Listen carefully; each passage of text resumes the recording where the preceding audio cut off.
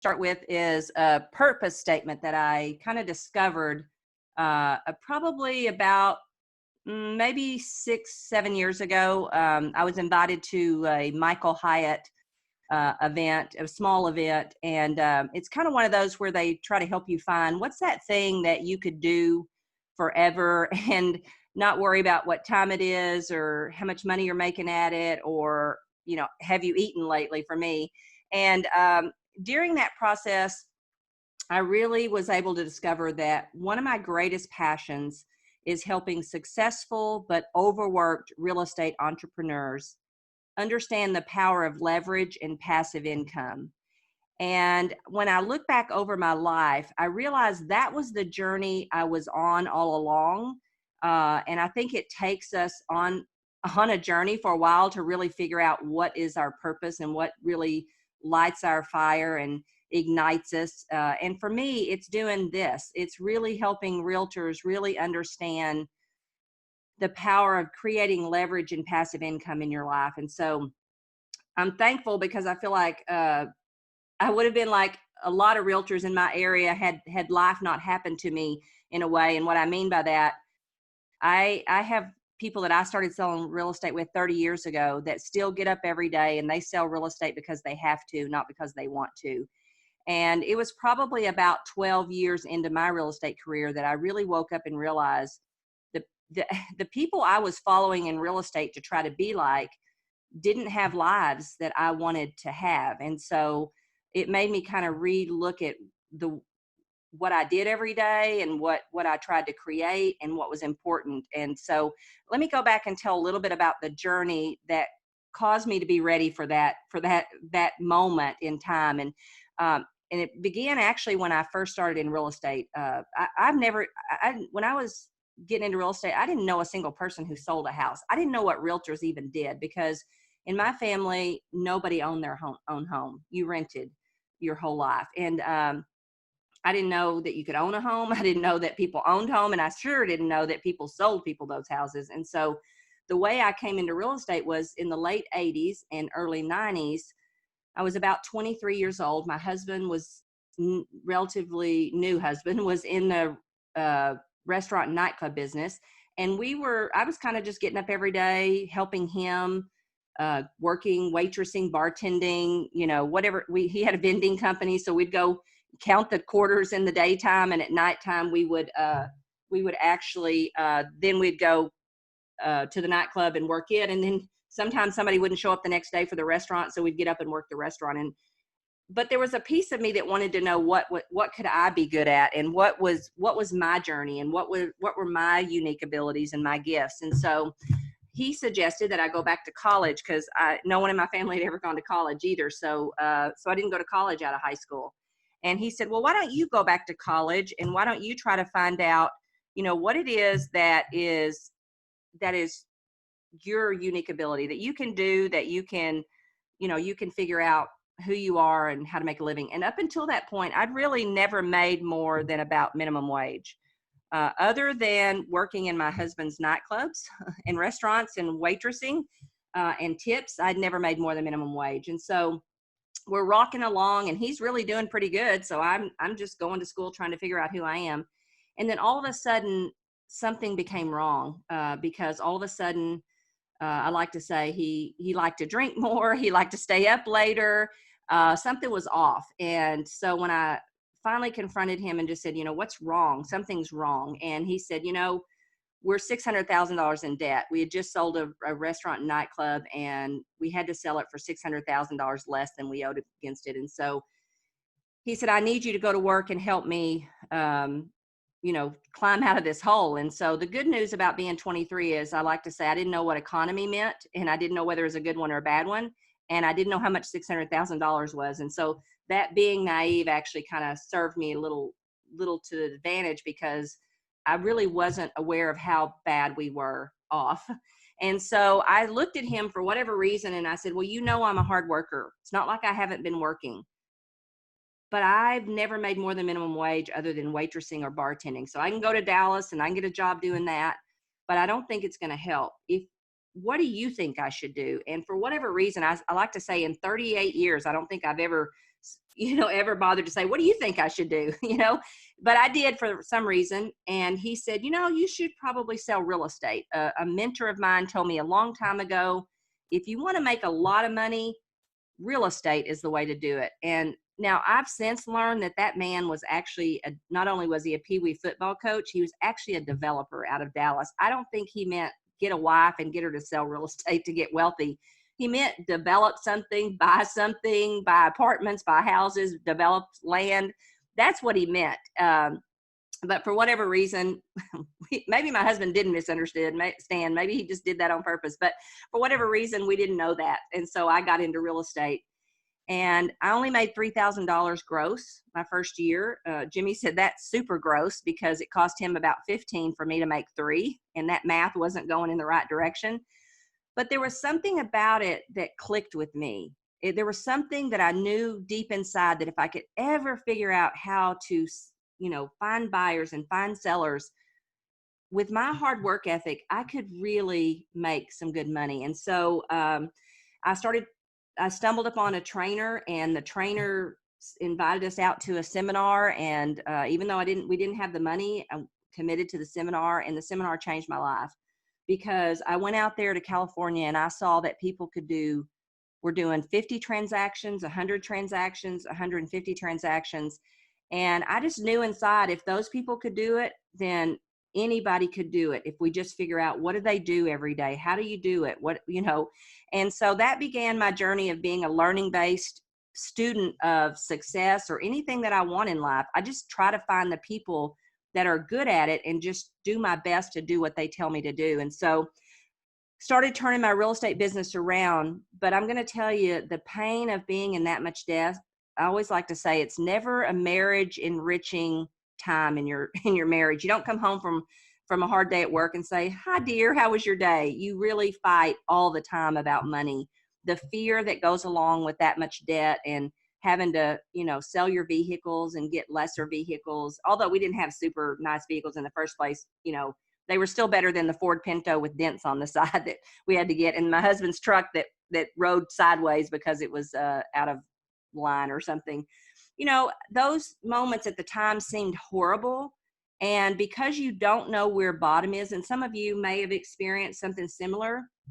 Gary Keller likes to say, if you live long enough, you'll experience everything. My hope is to prepare you so you never experience this, but I'm sure you've either witnessed it or been a part of it yourself to some degree. And so the pain of that went on for years until we managed to get all of that debt paid back, because back in the late 80s and early 90s, our economy was built on real estate, savings and loans, and oil and gas. And the savings and loans went out. And so that's where all the foreclosures came from. And so the good news is the banks would try to work with you. They'd come to you and say, hey, let's discount this note. If you can go scrape up,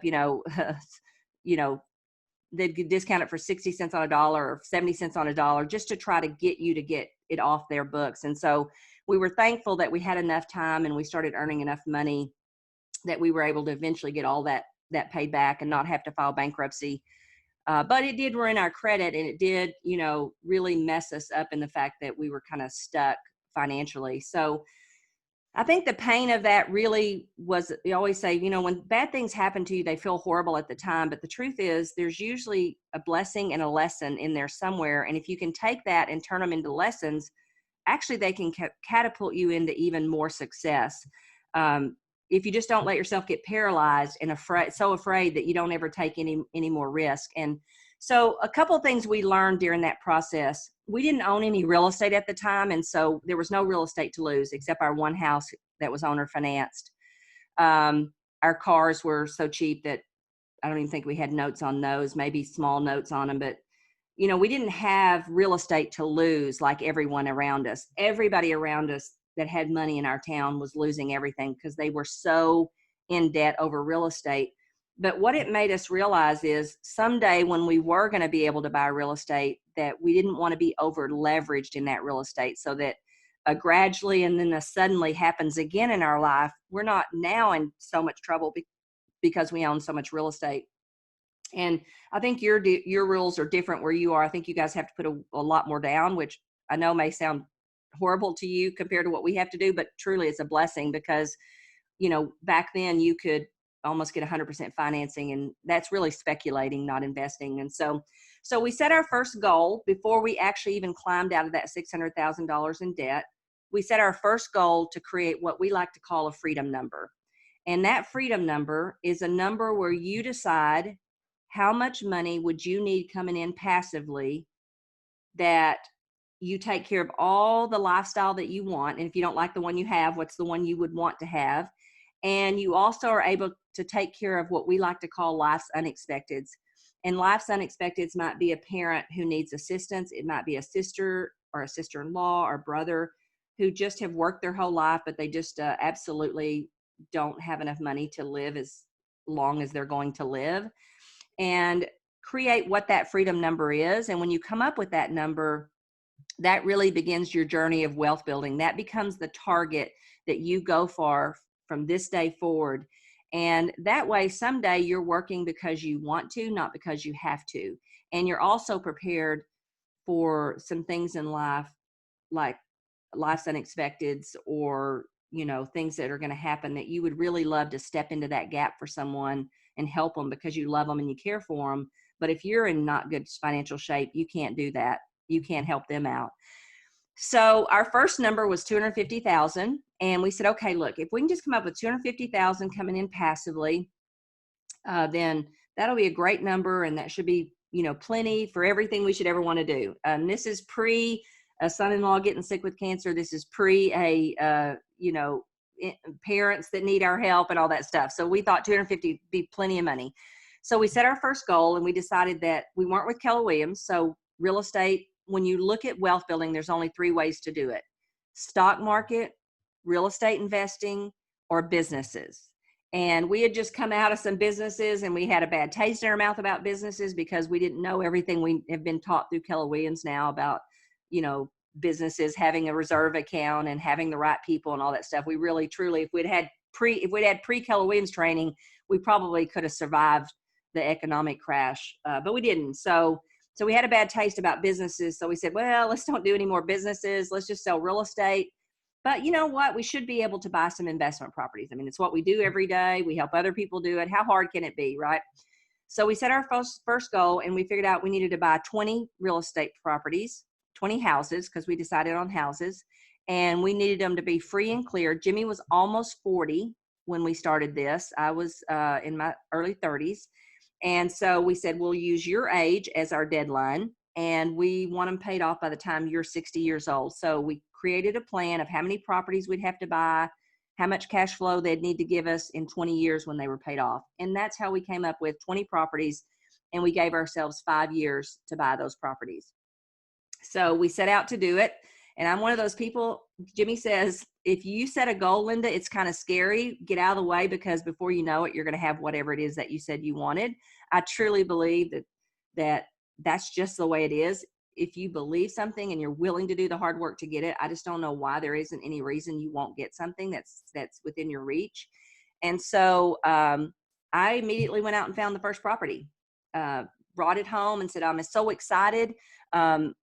If we flip this property, because it had some pretty bad foundation problems, if we fix it up and flip it, we can make 15, and then we can take that 15 and maybe do some other things with it. And my husband looked at me and said, that's fantastic, Linda, but have you forgotten we have no money and we have no credit? And so I went to bed that night. And as in most situations, if I go to bed with a question or a problem or a situation, 9 times out of 10, when I wake up in the morning, I have some idea of how to solve it. And you probably can do the same thing. And I got up that morning and I said, I'm going to go to my builder friend who's been my builder for 3 or 4 years. I know and trust him. He knows and trusts me. I'm going to ask him to partner with us, and I think he'll do it. And so I went to my builder and I said, Lou, I have this opportunity. We can't get the financing on it. If you will do it, we'll pay you to fix it up, and I'll throw in my commission, and we'll make $15,000. And sure enough, that's what we did. And the day we did the closing on that, a girl in my office came to me and said, hey, there's an RTC property that's $15,000. And I know you set a plan to buy some investment properties. do you want to buy it? And so I took Lou and said, hey, let's don't spend the money. Let's go over and look at this property. And so that's what we did. We went and looked at the property. And I tell a funny story. My husband, I don't know how it works in Canada, but in the United States, whenever you finish working, I guess you've paid money in all these years, they send you some of that money or some money back. I'm not really sure how it works. But anyway, my husband got a notice when he's about to be in his 60s something, and it said, if you'll take your Social Security by this date, we'll pay you $1,400. And he thought, $1,400 for 40 years of working. And that one property that Lou and I bought together, and we've since bought another property with Lou, and we let him pick which property he wanted. So that one property now we own solely brings us in about $2,100 to $2,200 a month when it's rented, fully rented, because we turned it into a full fourplex. And that brings us in about $2,100 a month. And my husband's working for 40 years. The government gives him back $1,400. And so that was a huge indicator to us that this really was the right journey and the right path for us to take looking back. So we went on to create those properties. We now actually own over 100 single family properties. We own 19 vacation rentals. We're about to do 12 more vacation rentals, and we have seven market centers. So we own businesses, and then we own, of those market centers, I think 5 of them have our own building that we own that rents from us. So it's been a long journey. We couldn't have done any of it without, honestly, without having a great real estate business to create the cash flow. And so one of the things we did early on, because my husband likes to say we had the DMD disease, which is called the disappearing money disease. I'm sure nobody in Canada has that. But if we had money in our hand, it would just poof, go away.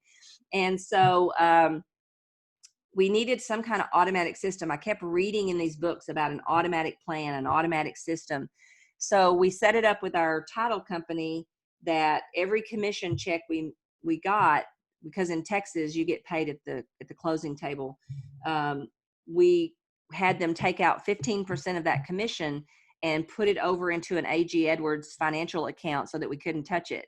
And then when that money would get to be enough for a down payment, we would actually go buy an investment property, and we'd automatically have the down payment, because it wouldn't have depended on us to take it out of our check and make sure that it got put in savings.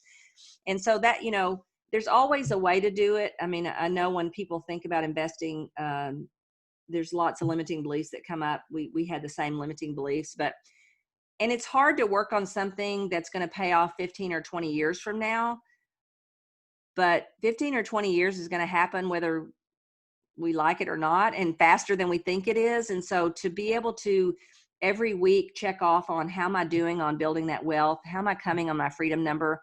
There's a saying I say that when you get up, and every day that you can't say, I have enough passive income coming in to sustain my lifestyle or the lifestyle I want, then you got to get up every week and keep working on the wealth building side of your life. And so fast forward about 12 years into the real estate business, we joined, Keller Williams came to our town, and I was the #1 producer in my area. So they started calling on me and trying to recruit me. And so there were some things going on at my office. One being that I'd paid them $100,000 to be there the year before, even though honestly, I didn't know that. And that wasn't my highest motivator. It was my husband's when he realized it, but it wasn't mine. But there were some things that they kept putting obstacles in my way every time I tried to build a team or add a team member or need a little more space. And so it just became a constant battle with my company to grow and to do what I wanted to do.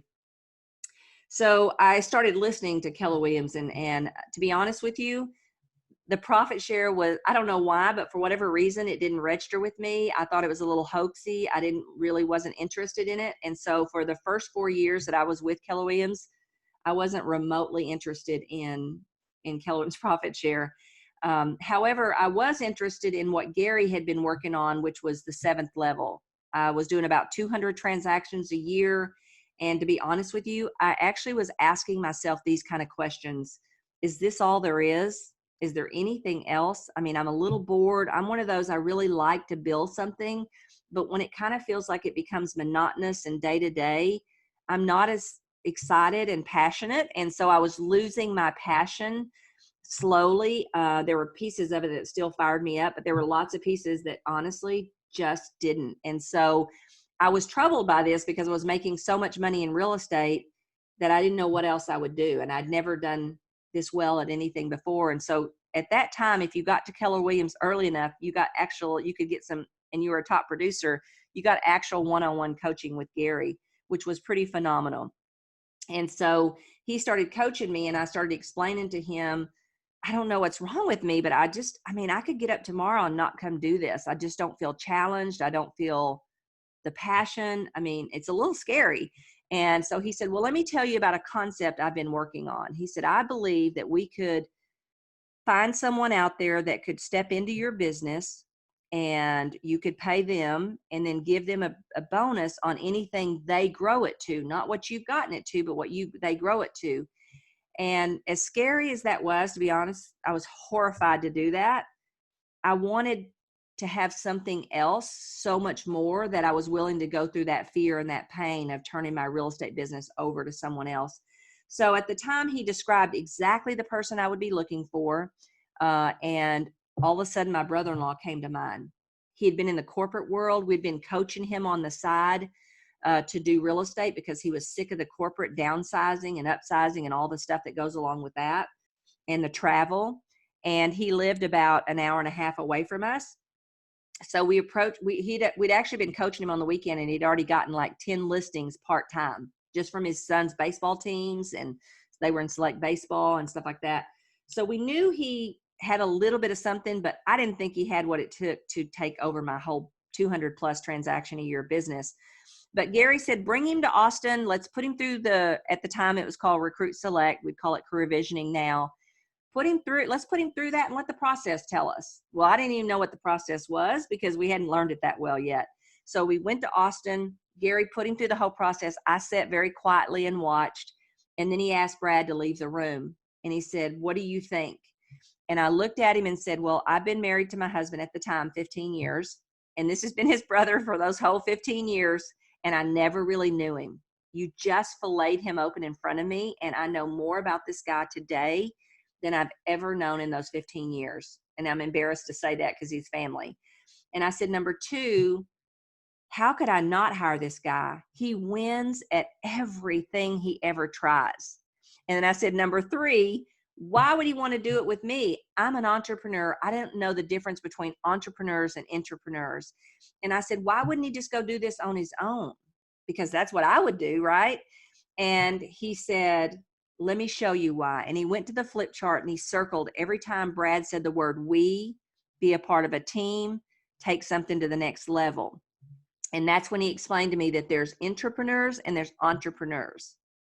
And so I said, well, I'm going to give this a try, but if this is wrong and we mess up, we're going to really mess up our Sunday dinners because it's not going to be very fun if all of a sudden family doesn't work out. And so Gary said, well, I'll coach you on how to lead him and do all that stuff. And so we began the coaching. And to be honest with you, if it hadn't been for Gary, I probably would have ran Brad off because I have super high expectations for myself. And I always live in the gap, meaning it's not what I did yesterday, but what do I still need to do? And so I began to be frustrated and kind of complaining to Gary about how Brad was doing things. And Gary looked at me one day and he said, do you want this job or do you want Brad to have it? And I said, oh, I kind of was just hoping he'd do it my way.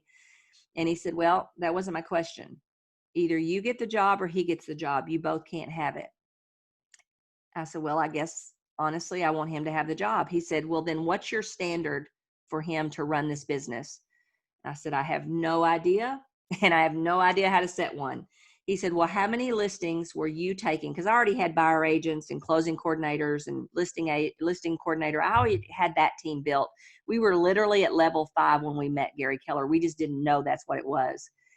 And I said, I was taking about 18 on average. Some months we'd have 30, some months we'd have less, but it averages about 18 a month.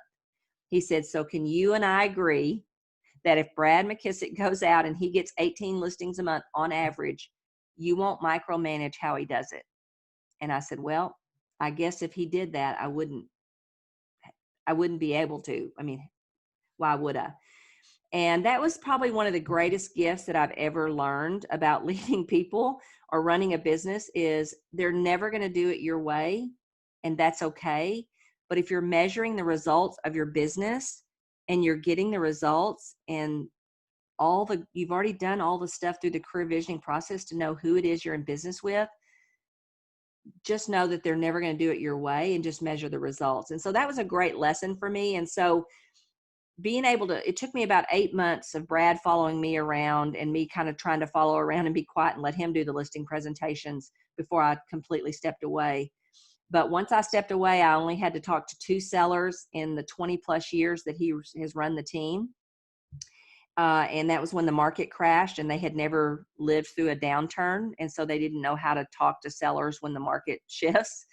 And so I just worked with them a little bit through that. And to be honest with you, I'm so grateful because I really don't think I could have done that without Gary's coaching, because leading people and running a business is different. So that allowed us to get our first real estate business passive income because the team started paying us passively and we didn't have to show up every day and do the activity. So now we got real estate investing income passively. We got a little bit of profit share by accident because some people followed me from my other company. And we got business income because now the team is turned over to a true business. And then the next thing we do is about 4 years into being with Keller Williams. Actually, no, it was probably, maybe about 4 years in. I had one of those really bad days in real estate. It was one of those where you think, remind me why I do this again. And you don't just say that, but you actually go get your resume out. And then when I look at my resume, I thought, oh yeah, I remember why I do this again. I can't do anything else. I didn't want to do real estate that day. It was really bad. I mean, lots of bad things happened, but it made me sit up and go, where's that profit share thing you guys are talking about? I need to work harder on my passive income. And so I went to someone who was very knowledgeable and said, look, I don't even understand where the money comes from on profit share, but if I'm going to do it, I want to do it big. If you wanted to make $1 million in this profit share thing that Keller Williams says they have, number one, is it possible? And number two, what would I have to do that? And I said, you can get back with me in a couple of weeks if you need to work on it and figure out a formula or whatever, let me know. And he looked at me and said, I don't have to do that. I know exactly how to do it. You need to go get 20 people, help 20 people get 20, and get 5,000 total. And I programmed that into my little Nokia phone, and I looked at it every single day.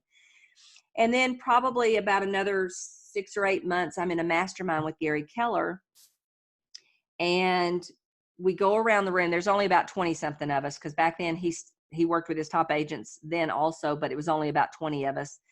And he went around the room and he said, I want every one of you to go away from this mastermind. And by the next quarter, when we meet again, I want a pro forma on another stream of income that would be likely for you guys to be able to create for yourself. Because we were talking about multiple streams of income. So by the time we went around the room, title was taken, mortgage was taken, insurance was taken, home inspection everything was taken. And I'm like, what the heck am I going to pick? And so Gary suggested, well, Linda, why don't you do profit share? You've been asking lots of questions about profit share and you've been wanting to figure out profit share. Why don't you do a pro forma on profit share and come back and present it to the group? And I thought, okay, awesome. Anything sounds good 4 months out. And then I realized, I don't even know how to figure out where this money comes from. How am I going to figure out how much money you can make? So I went to someone else and I said, look, I'll teach for your agents. I'll teach them how to get listings. I'll teach them how to build a team. I'll teach them how to turn their real estate practice into a business. I'll teach whatever you want me to teach, but at night you have to teach me how to do this pro forma and understand it well enough that I can present it to my mastermind group next quarter, because I'm not going to get up there and sound like an idiot. So they worked with me at night, showed me that the money comes from a market center and that the market center has to be profitable. And we just did this little hypothetical 3-office scenario. And sure enough, when we did it, and I did my pro forma, sure enough, the numbers came out just about like I had been told. I needed to get 20 people, help them get 20 and get 5,000 total. And so honestly, I didn't build a big, massive plan around that. I just knew it conceptually, and I just got more purposeful. And so I like to say that the only way I know how to build anything is the same way I built my real estate business. And that is relationships. So if this is my magic formula to build a 200 plus transaction business, this is my magic formula to build profit share. It's relationships, which is R, plus V. V is validity, plus another V, which is value, over, with a line underneath, over time. So what that means is, who do I want to build a relationship with?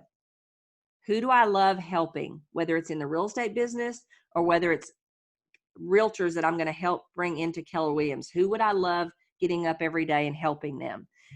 Then the second thing I had to figure out is, what's my validity?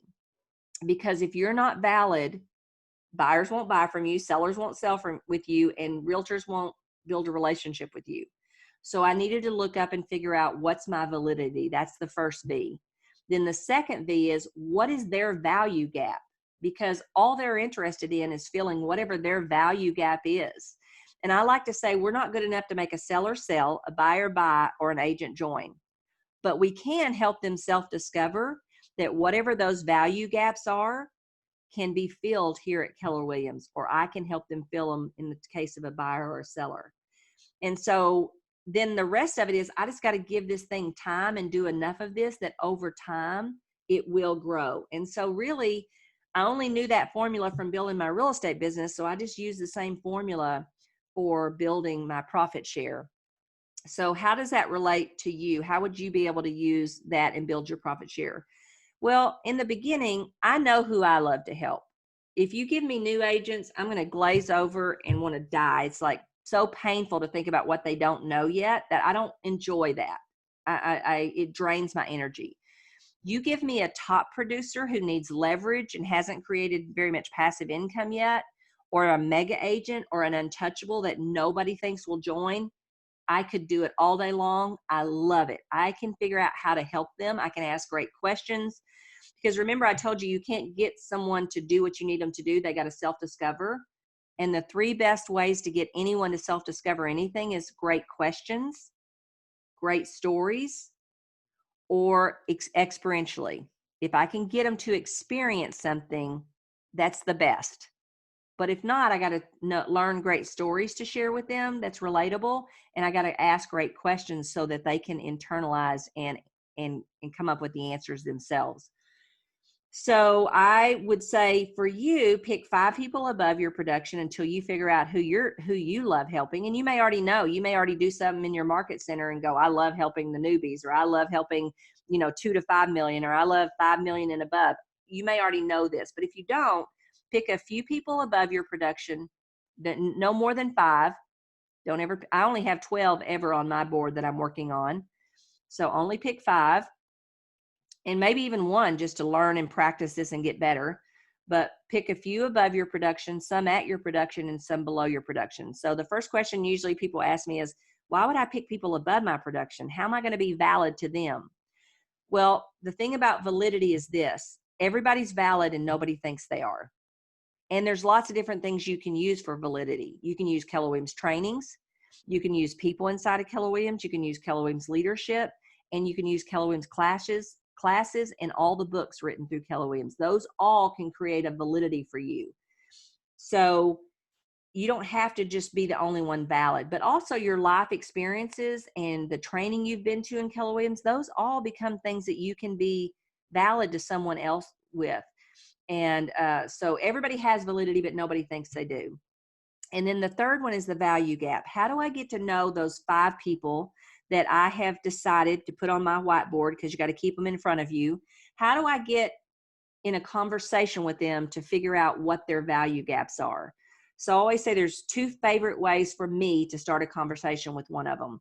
One is a compliment, because nobody ever gets enough of them and nobody ever minds another one.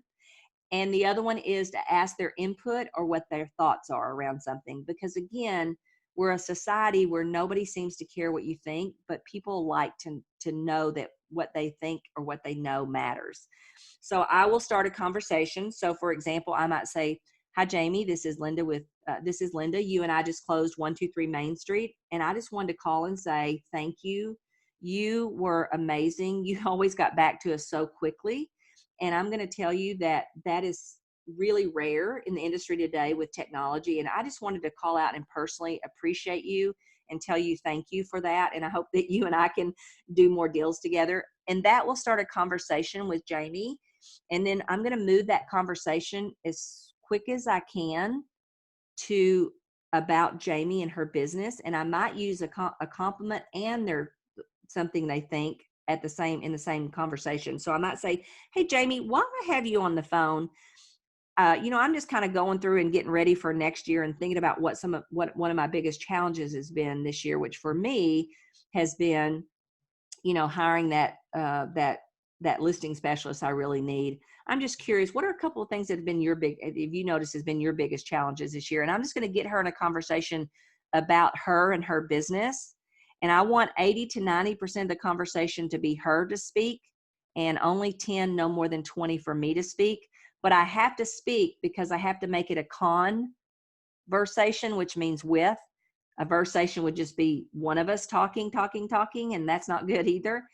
And then I'm going to, in there, write down quickly on a note what I hear Jamie say is her biggest challenges and what she needs to go to the next level. I'm not going to do anything with it on that phone call. I'm going to truly use it as I'm complimenting her, and I'm just trying to figure out what her value gap is. When I hang up, I'm going to write myself a note, and I'm going to immediately go to work and look for things that I already have available to me. I don't say the words KW and I don't say Keller Williams, because it's not about Keller Williams. It's not about KW, and it's not about me. It's about them. And so then I'm going to go to work. And if Jamie said, one of the things I'm really struggling with is I keep hiring people and they keep being the wrong person.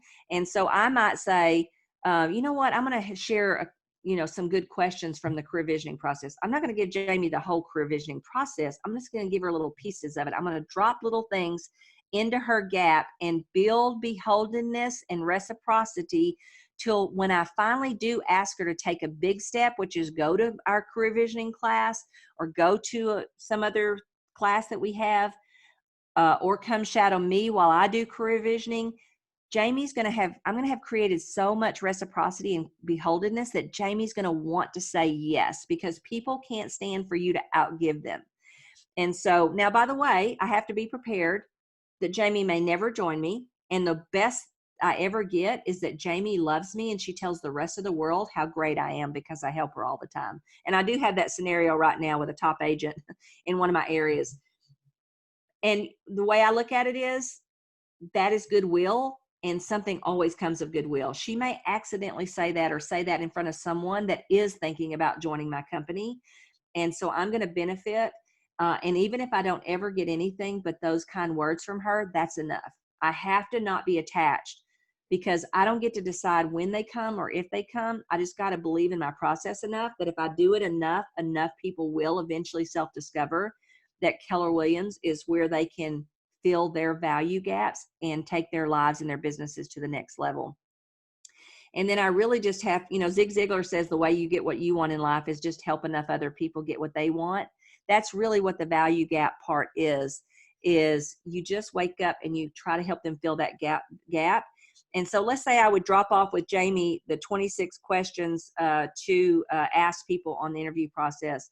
I might call her back and say, hey, a week later, and say, hey, Jamie, I was just thinking about our conversation you and I had. And, one of the things that's really helped me is to get really better at my interviewing. And so I wanted to share, I wanted to give you these 26 questions that have really helped me get to know someone better before I actually hire them and put them in the chair.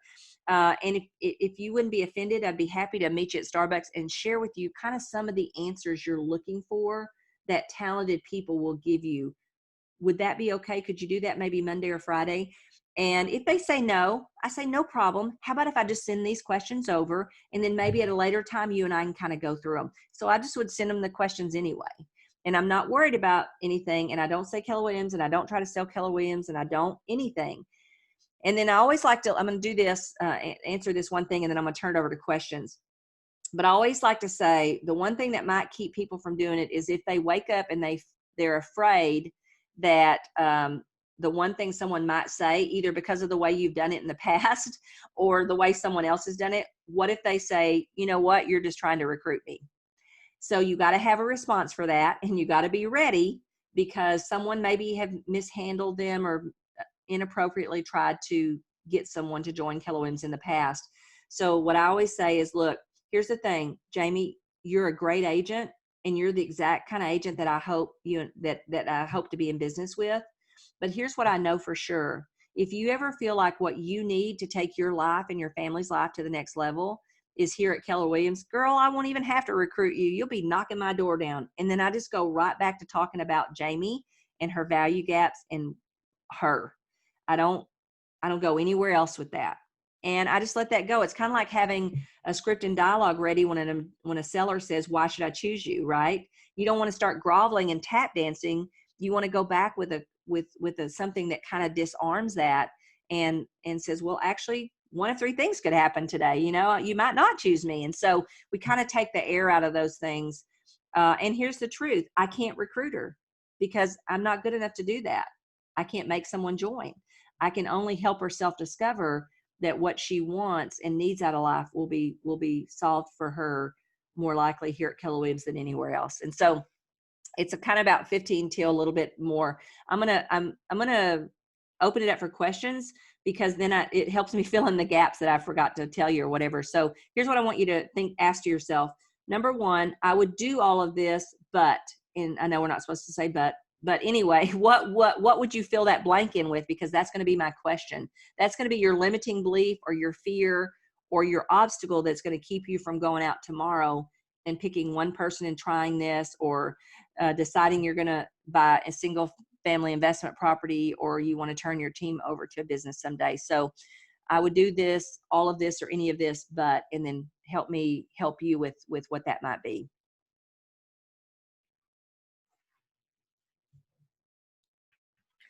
Thank you very much. What I'm going to do is just get each person that has a question to pop up here and speak into the computer so that you can hear them. Alrighty. Anybody want to come up and ask Linda a question? Okay, Hey, Linda. Hey there. So right at the end there, you had that person that was, hey, you're trying to recruit me, and I didn't exactly get what you said. You're a great agent, and was it when you self-discover that what you'll need, you'll join? Well, that came in there, and there was a little piece in between. Okay. I would just say, hey, Jamie, you know what? You're a great agent, and you're the exact kind of agent that I hope to be in business, that I want to be in business with in the same company. But here's what I know for sure. When you believe that Keller Williams has what it is you need to take your life and your business to the next level, I won't have to recruit you. You'll be knocking our door down. And then I just go right back to talking about her and her business. Because remember, I'm not saying Keller Williams, I'm not saying KW. Even if I give her a piece of material, I don't say, oh, I learned this at Keller Williams, or I was at a Keller Williams training the other day. I play that way down because that's not important. I just say, I was at a training the other day and I thought of you, and I thought of our conversation about one of the things you said you really needed to take your business to the next level. And I really do everything I possibly can to help them fill their gaps the best I can to whatever it is they're needing. And that beholdenness builds up. And over time, if I ask them to take a big step and go to a training or do something, or come shadow me while I prospect, or come shadow me while I do career visioning, whatever it is they need, they're going to be more likely to do it because I've been giving and helping. And it's where that experience is that they'll typically self-discover that, man, there's some great stuff here that I could use. And here's one more thing I want to add about value gap. Be real careful. Don't pre-decide what their value gap is. In our full course, we go through and kind of teach you a little bit about, at their certain level of production, this is probably where their gaps are, so that you can kind of structure some questions around those. But you don't want to pre-decide what their gap is, because I'll give you a perfect example. When I joined Keller Williams, you would presume that my biggest gap was the 80,000 I would save from joining Keller Williams the day one. And that would have not been my biggest gap. My hot button and my biggest gap at that time was that I wanted to be the brand, and the company kept fighting me over that. So you would have had to help me self-discover that at Keller Williams, they really let you be the brand, and they believe their job is to support you in being the brand. That really was my value gap that I really wanted filled. So we have to be careful and don't assume that you know what someone's value gap is. You got to ask great questions and figure out what those value gaps are. So yeah, I just want to add that piece also because I just thought of it. Did that help? Yeah, thank you very much. Hi, Linda. I'm Jennifer Jones. Nice to meet you. Jennifer, you too? So, in terms of recruiting, when you're looking to build your profit share, do you have a different approach for, say, agents that are not in your area that would be top producers, like basically cold versus warm? Yeah, no. I'll give you an example of when most of mine are no longer in my area because everything I do is in 3 other states than what I live in. And plus I do a podcast, and that's starting to bring some people that are non-KW to me, and they all live all over the place. You know what I mean? So most of mine are not in the same place anymore. And matter of fact, almost all my recruits ever have always been somewhere else. But so let me tell you what I would do. I would probably Facebook stalk a little bit if there's somebody I want to build a relationship with. And here's the thing, get good at this locally first. I mean, why bother to learn outside of your area when you can learn the best and easiest inside your area? And then you can take it, once this is a habit, once this becomes like anything else to you, you're going to see opportunities that you never saw before because we can only see what we're ready to see, right? And so you'll see huge opportunities later that you didn't see before because you just been practice this and doing it. And it's like a muscle. It just gets stronger and stronger. So here's what I did with someone out of my area. I looked for something we have in common. Well, I've got one right now. I Facebook stalked her. I was introduced to her briefly, and she has the cutest darn dog you've ever seen on her Facebook page. That's her dog. So I had my assistant pull the picture off because I have no idea how to do that. And I said, I want a really pretty, nice frame, and I want that frame. So I have it in here. Actually, maybe it might even be in this room, or it's somewhere. Yeah, got it right here.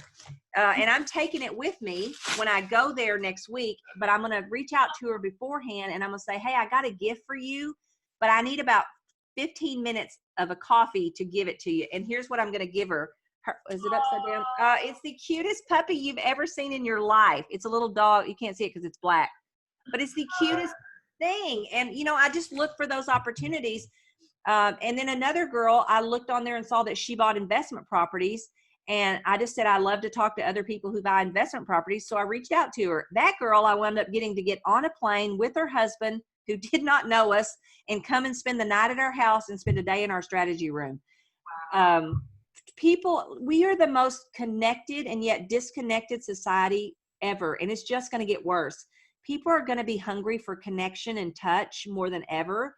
And so this will be well received. People feel lonely and nobody cares whether they help, you know, someone else. And so this is going to be if you do this well, this will be very well received. It won't be hard or anything else.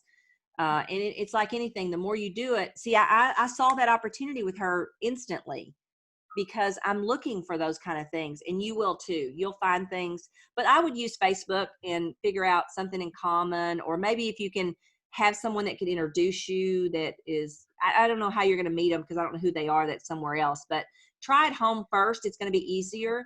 And just do simple acts of kindness and expect nothing in return, because remember, we may not get anything from it but goodwill, and that's okay too. Linda, you talked a lot about building the relationship. What's your closing? Are you referring them to the TL, or what are you doing to close it? Okay, great question. I don't close people.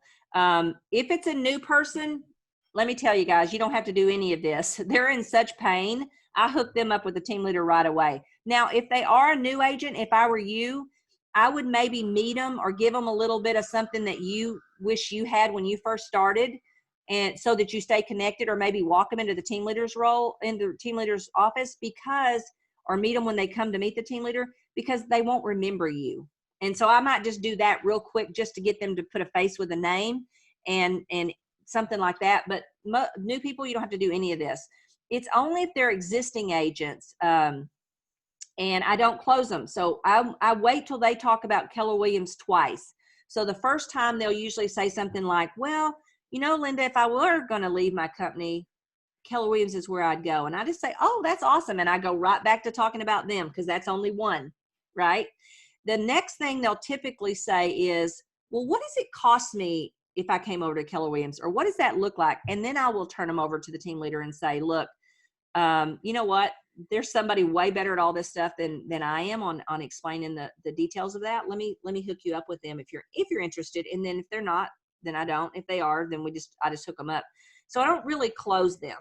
Remember, I'm not good enough to make a seller sell, a buyer buy, or an agent join. But I will look for those buying clues from them and then hook them up with a team leader. And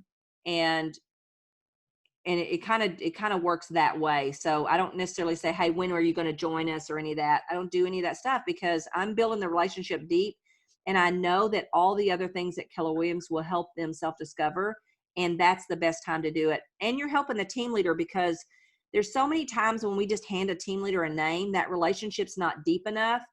And the team leader really struggles to try to get them to pick you, because they don't really know you that well. And so this will solidify and help that problem kind of go away a little bit too. And it'll make the team leader's job easier, because ask any team leader, the warmer the lead, the easier their job is. So I don't really have like a close. Sorry, I have one more question. What about in terms of, like you said, 20 and then helping that 20 build? Is that like building it wide versus building it deep? Like there's a strategy to this? Well, there probably was, but I miss about someone gives me 3 things to do. I get the first one and maybe the second one, but the third one I don't even remember, and I don't do. So I never did that part. I literally did not. And I didn't even set out and go, okay, here's 1, here's 2, here's 3, here's 20. We only have 33 people total between my husband and I in our front line. So I would like to tell you that I went and did exactly what that plan said. I didn't actually. I just went to work on building relationships and getting people to self-discover and experience Keller Williams a little more purposefully. I never went and helped the 20. I'm actually just now helping people below. Now, here, don't get me wrong. If someone in my tree had called and said, hey, Linda, I've got a person, would you talk to him? Oh my gosh, yes, all the time. But I didn't have a strategic plan around that. The rest of it just happened by itself. However, now, because to get to 2 million, Gary Keller has told me I need to go get 5 in my front line and get them to 1 million. Now I actively do some things, like I'll do some webinars and stuff like that. I'll go to their area and teach my full day profit share class, that kind of stuff. But I'm only just now doing that because someone told me that's the plan to get to 2 million. Before then, I got busy and I didn't have time and I didn't know how to do it. So it never really happened. So I wish I could tell you there was a strategic plan on that part, but there really wasn't. And I think the first thing you have to master is this first piece. And then you just never really know who in your tree is going to just get it and take off. And it really, honestly, when I went to go back and find my 5, I couldn't find 5 in my front line that had the desire and willing to do the work to make 1 million. I only found 3. So I went 2 below in the second line and found 2 more. So really only one person can change your everything. 1 or 2 people changed my whole trajectory of my profit share. So, it's kind of like once I just knew what to do, it didn't really matter. That's just all I needed to get me launched and get me started. I did eventually put a check outside my door for $1 million from Gary Keller from the profit share, made out to me, and it sat outside my door. And it took me about another 8 years after doing that to get to the 1.1 million. The year before we did 996,000. So, I did little things like that, but I didn't actively go help those 20 very well. Now I always teach and do stuff like that so they could bring people to it. So I did some things kind of by accident, but not a good solid plan, to be honest with you. I did some masterminds for some of my people. So I did a few things like that, but I didn't have a good structured, here's how I go help those 20 get 20. Are we able to take like an online course with you, your day course? We are working on that right now with maps. We've gotten a lot of it almost finished. We're waiting on maps, but we are working. That's exactly what we're doing, because we did it for group coaching for a long time. But here was the problem with group coaching. It wasn't weekly. You know, you could remember pieces, but then you needed another piece when you were ready. The material wasn't up online anymore. So this way you could say, okay, oh, I need to go back because I wasn't ready for, you know, that part. I need to go back. I've got my 5 people. I need to go back and watch that section again. So we are working on that with Monica. Matter of fact, I just spoke to her last week. So hopefully we're going to get that done pretty soon.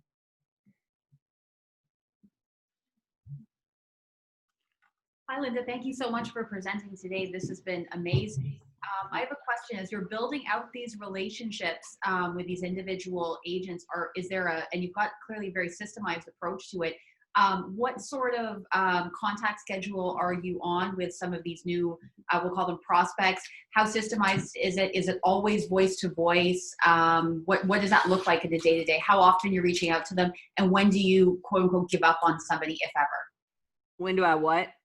Give up on somebody. Oh, okay, awesome. All right, love it. Well, first of all, the word system and the word Linda should never go in the same sentence. Gary Keller told me years ago, when I kept saying, well, when I get a good system, I'll do X, and when I get a good system, I'll do Y. He's like, Linda, do you realize you're never going to have a good system? The way you get a good system is go hire a good systems person. So literally, here's my system: whiteboard with names on it. Because remember, I'm never going to have more than 10 or 12, because you can't work deep with more than 10 or 12.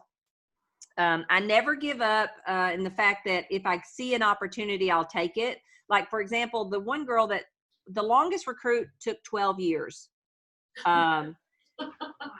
Seriously.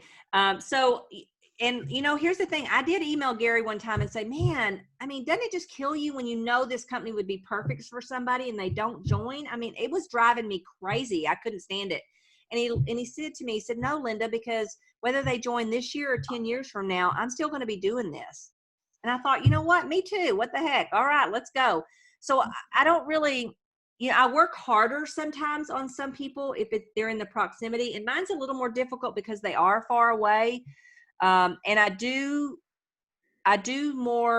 will mail books and things like that to them, but almost everything I do is face-to-face. I'm so thankful that I missed the generation of nobody likes to do face-to-face. And don't get me wrong, I'd rather text too, but I know that in the gap of connectedness, I think we got to go back to trying to do, I think about it like I did my buyers and sellers. You know, I would just think of anything in the world to call them. You know, activity breeds activity, and it doesn't even have to be perfect. The things I'm giving them don't even have to be perfect. You know, I mean, like, what's this cute little dog picture going to do for that girl's business? Nothing, but it's going to keep me connected. And, you know, her pain is she is doing, I want to say like 100 and something transactions by herself. I mean, she's killing herself. She needs us so bad. And so I'm just chiseling away and chiseling away and chiseling away.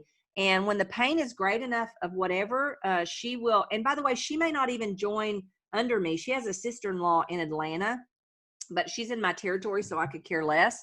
But I do a lot now for the people that are my people. But either way, it's still the fun of it. I still love doing it, and I still do it exactly the same way. So most of it's face-to-face. The whiteboard is my system. I am going to tell you, I just worked on it this morning, sending my assistant typed up notes for her to send after the holidays. I'm a picture person, so I'm going to have her go into every single company, and you can download their roster with a picture. And so the way I got this idea was 2 different times I've been at places that had what they called a war room. We just got back from London, and we went to Winston Churchill's war room. And this is my second time to see it, and I didn't do anything about this the first time, so that's going to change. The first time was when we went to New York Yankees, and we got to go in Cashman, whatever his name is, that's the big guy at the Yankees.